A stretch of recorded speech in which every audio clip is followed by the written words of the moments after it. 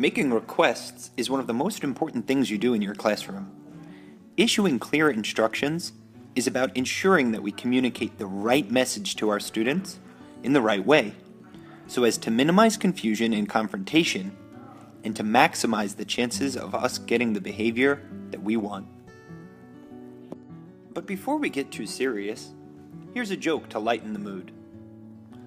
What smells the best at Thanksgiving? Your nose. Making requests is one of the most difficult types of corrective feedback to do well. And it's difficult because corrective feedback is usually triggered by seeing students doing something wrong. When we give corrective feedback by making requests, we're bringing to light an error that the student has made.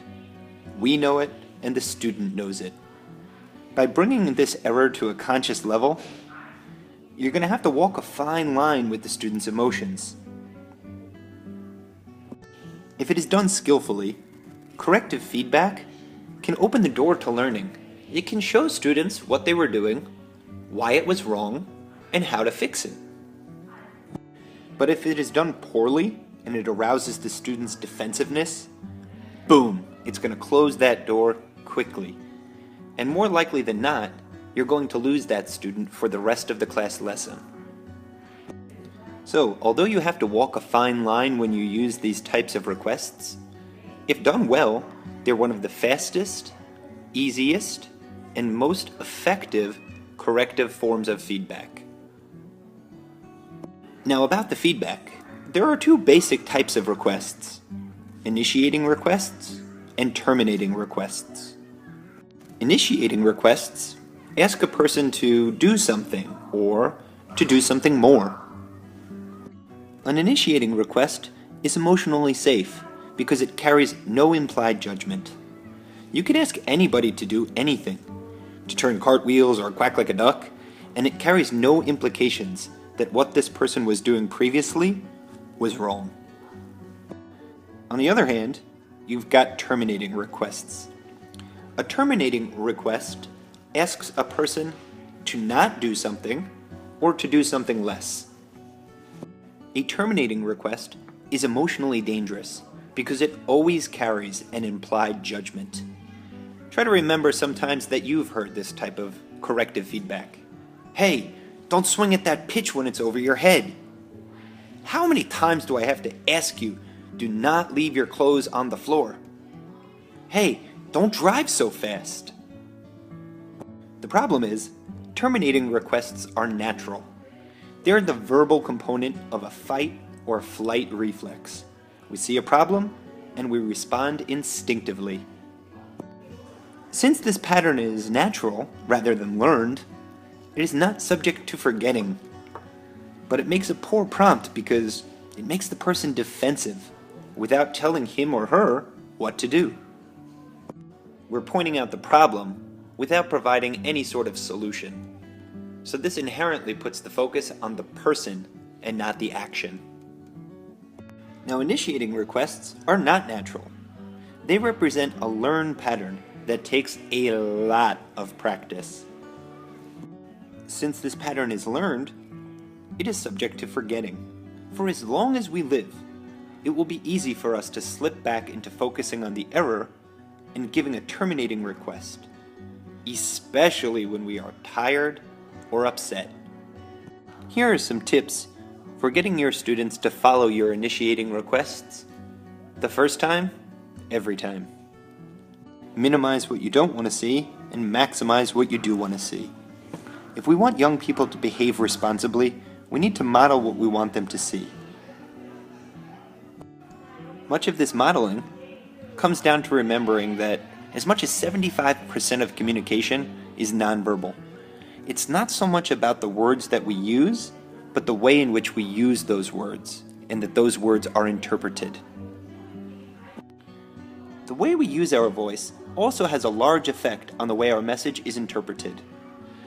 Try to imagine the sentence, "Job well done," used in a few different voices. You might tell your students, "Wow, job well done." You might say, "Yeah, job well done." You could also say, "Yeah, job well done, I'm sure." The way that you control your voice is the way that you will control your message. So be sure to give instructions in a calm but assertive manner. To give instruction in an assertive manner, the first thing you need to do is make sure that you're giving clear instructions, making sure that your message can't be misinterpreted. Succinctly explain to students exactly and specifically what you want them to do. Make sure that your instructions are not ambiguous. Wherever there are ambiguous instructions, there will be a student breaking the rules. So imagine, a better instruction than "sit properly" might be, "Johnny, sit on your chair like everyone else so that all 4 chair legs are on the floor. Then put your legs under your desk with 2 feet on the floor. Thank you." Here's an example from my own classroom. When I issue a direction and tell students, "Find a partner," I do not simply say, "Find a partner and begin." That would be chaotic. That would be unclear. And I'm not giving them an easy path to follow. So when I tell my students to find a partner, I give them a stepped routine. Requests that can easily be followed. Requests that are numbered. I will tell them, first, number 1, you will stand up. Second, number 2, you will push in your chair. Third, number 3, you will walk in the classroom to find a partner. Number 4, fourth, you will sit down with your partner and begin working. That is a much better example of how to find a partner. Here's another example. My classroom can tend to get loud. I teach in an elementary school, so students have big voices and they like to use them. So I have to train my students into what is an appropriate hallway, classroom, and outside voice. This way, when I tell them, "Working with your partner, please use your hallway voice," which is a whisper. If they're having a group discussion with their friends, I will tell them, "Please use your classroom voice."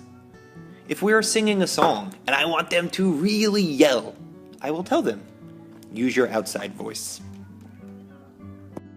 And if you want a student to behave respectfully, we would do well to explain that this means listening without interrupting, looking at someone when they are talking, and being sure to use polite language.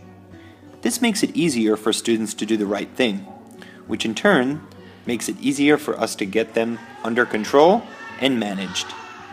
And my final piece of advice is to use warm, opening, non-threatening body language. Frowns and scowls should be replaced by a confident, welcoming smile. There should be no pointing, threatening hand gestures, or aggressive posturing. Never forget that you are the adult and they are the child. You are the teacher, they are the students.